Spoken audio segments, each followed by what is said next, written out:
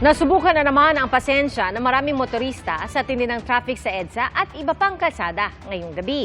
At ngayong holiday season, nag-utos ng LTFRB na limitahan muna ang surge pricing ng mga TNVS. Pero ikinababahala po yan ng isang grupo ng mga TNVS driver. Nagbabalik ang saksing si Jamie Santos.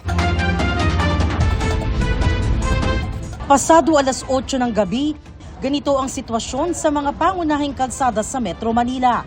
Usad pagong ang mga sasakyan sa iba't ibang bahagi ng EDSA. Ayon sa MMDA, bumagal sa 11 km per hour ang usad ng mga sasakyan sa EDSA ngayong holiday season. Kumpara yan sa 15 to 20 km per hour sa normal na araw.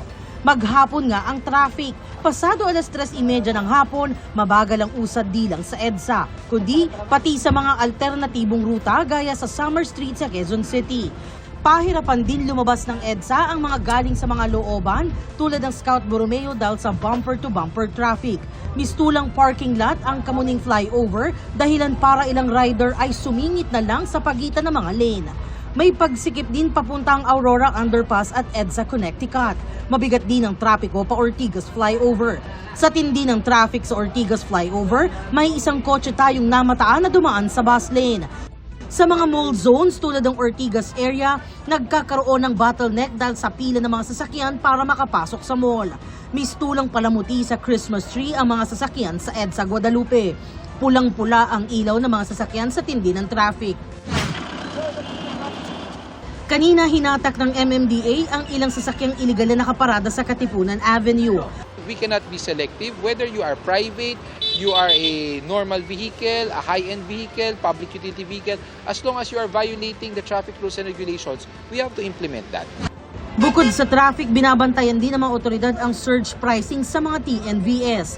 Sa bagong memorandum ng LTFRB, hindi muna papayagan ang ×2 na surge sa pasahe mula December 17 hanggang January 4. Kaya hindi raw dapat magdoble o magtriple ang average na pasahe kapag mataas ang demand sa mga TNVS.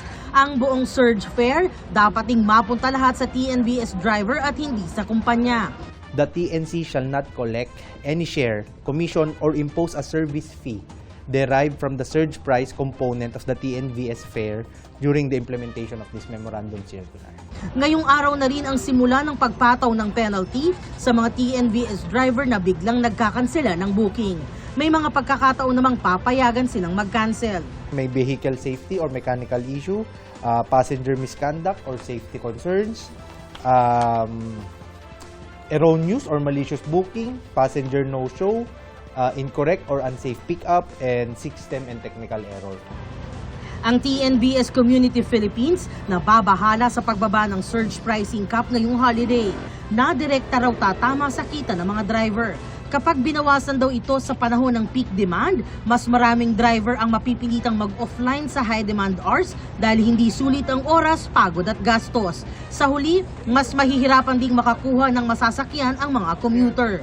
Nasa na raw ang compensatory adjustments na anilay sinabi ng LTFRB, gaya ng potensyal na dagdag sa pick-up fares. Handa naman daw silang makipagtulungan pero sana raw ay dumaan sa malinaw na konsultasyon ang anumang pagbabago sa pamasahe.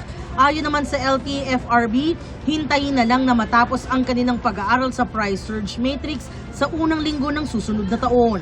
Para sa GMA Integrated News, ako si Jamie Santos, ang inyong saksi.